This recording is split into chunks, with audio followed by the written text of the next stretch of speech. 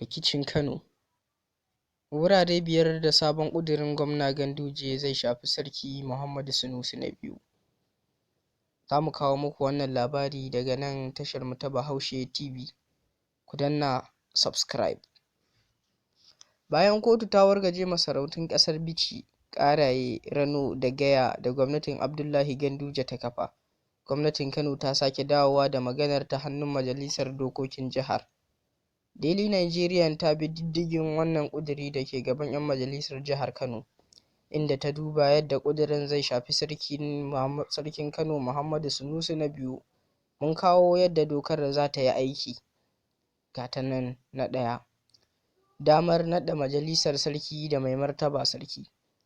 A wannan sabon ƙuduri, ana so doka ta ƙara wa gwamna girma ta yadda zai zama shine mai ikon naɗa sarki, kuma ya kafa majalisar sarkin.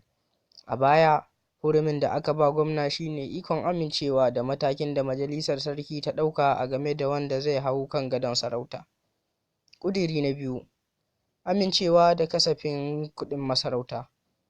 Sashe na 25 na wannan ƙuduri zai taɓa mai martaba Sarki Muhammadu Sunusi na biyu, bisa dukkan alamu. Idan wannan ƙudurin ya zama doka, dole a duk ƙarshen shekara kowace masarauta ta gabatar da kasafin kuɗinta a gaban gwamna domin ya amince da kuɗin da za a kashe a fada. Ƙuduri na uku, rage wa sarakuna matsayi. A cewar sashe na 12 na wannan sabon ƙuduri, gwamna zai samu damar rage wa sarki mataki ko kuma ya ƙara masa. Doka za ta ba gwamna ikon cewa wannan sarki yana da daraja ta farko ko kuma ta biyu ko ta uku. A baya, Ganduje ya ba sarakunan da ya naɗa matsayin matakin farko. Ƙuduri na 4, tsige sarki daga kan karaga. Sarki na iya barin kujerarsa idan ya ƙi halartar taron majalisar sarakuna. Majalisar za ta ƙunshi sarakuna 5 na ƙasar, sakataren gwamnatin jiha, kwamishinan ƙananan hukumomi 5, mutum 10 masu naɗa sarki da limamai da wasu wakilai. Ƙuduri na 5, hana mai martaba sarki magana.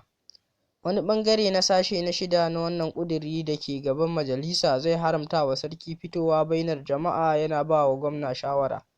Idan wannan ƙuduri ya samu karɓuwa, sarki bai isa ya soki gwamnati a fili ba, sai dai idan an buƙaci ya ba da shawarar da za ta taimaki jihar Kano.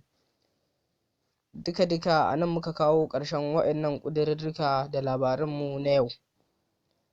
Kuma matuƙar wannan ƙudurrurruka za su zama doka a jihar Kano, to lallai kwa za a iya samun babbar matsala. Ku kasance da mu a koda yaushe a tasharmu ta Bahaushe TV. Ku danna subscribe.